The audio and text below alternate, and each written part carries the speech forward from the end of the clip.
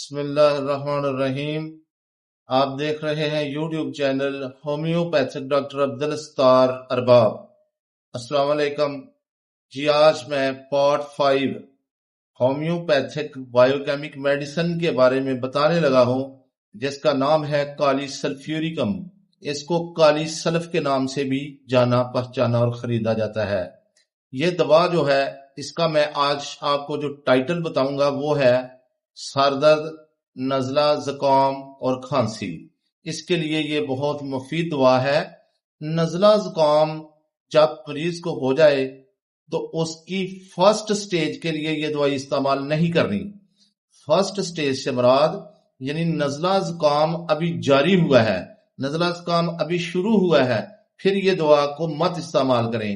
اس کی وجہ یہ ہے کہ جب نزلہ زکام شروع ہوتا ہے تو اس کا پانی سفید، پانی پتلا اور رنگ سفید ہوتا ہے، جبکہ اس کو سیکنڈ سٹیج میں استعمال کریں، یعنی جب اس کا رنگ جو ہے وہ یلو ہو، یعنی رنگ پیلا ہو جائے اور اس میں گاڑھا پن ہو جائے، تو اس کے لیے یعنی سیکنڈ سٹیج میں اس کو استعمال کریں۔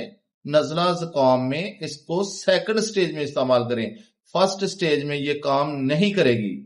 سر درد کے لیے یہ دوا بہت اچھی ہے، لیکن سر درد اس طرح کا ہو کہ سر بھاری محسوس ہو، سر میں درد بھی ہو اور ایسا ہو جیسے بوجھل پن ہے، بوجھ سا محسوس ہو، بھاری پن ہو، اس کے لیے یہ بہت اچھی دوا کام کرے گی۔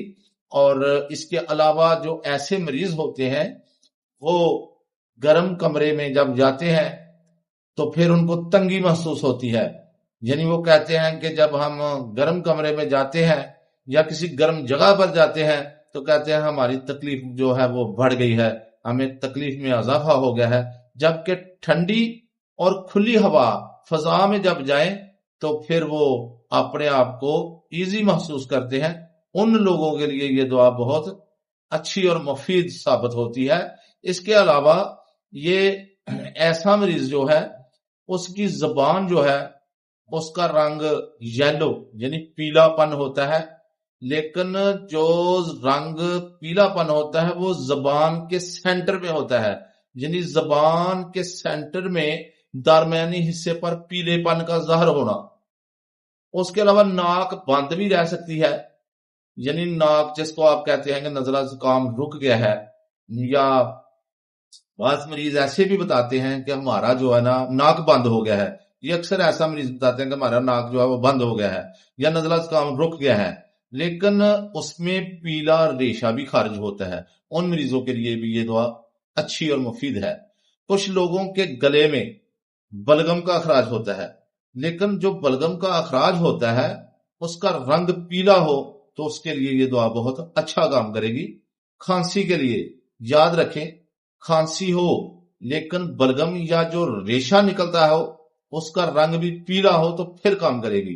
اگر ان کا رنگ پیلا نہ ہو، ریشے کا یا بلغم کا رنگ پیلا نہ ہو، پھر یہ دعا کام نہیں کرے گی۔ تو ان مندرجہ بالا باتوں سے ظاہر یہ ہوتا ہے کہ ریشے کا یا بلغم کا گاڑھا ہونا اور اس کا پیلا ہونا اور گرم کمرے میں یا گرم جگہ پر جانے میں مریض کو تکلیف محسوس ہوتی ہے، جبکہ وہ ٹھنڈی ہوا یا کھلی ہوا یا میدان میں جائے تو پھر اپنے آپ کو وہ ایزی محسوس کرتا ہے، پھر اپنے آپ کو کہتا ہے کہ مجھے افاقہ ہوا ہے۔ یہ ان کی مین اور اہم علامات ہیں۔ السلام علیکم۔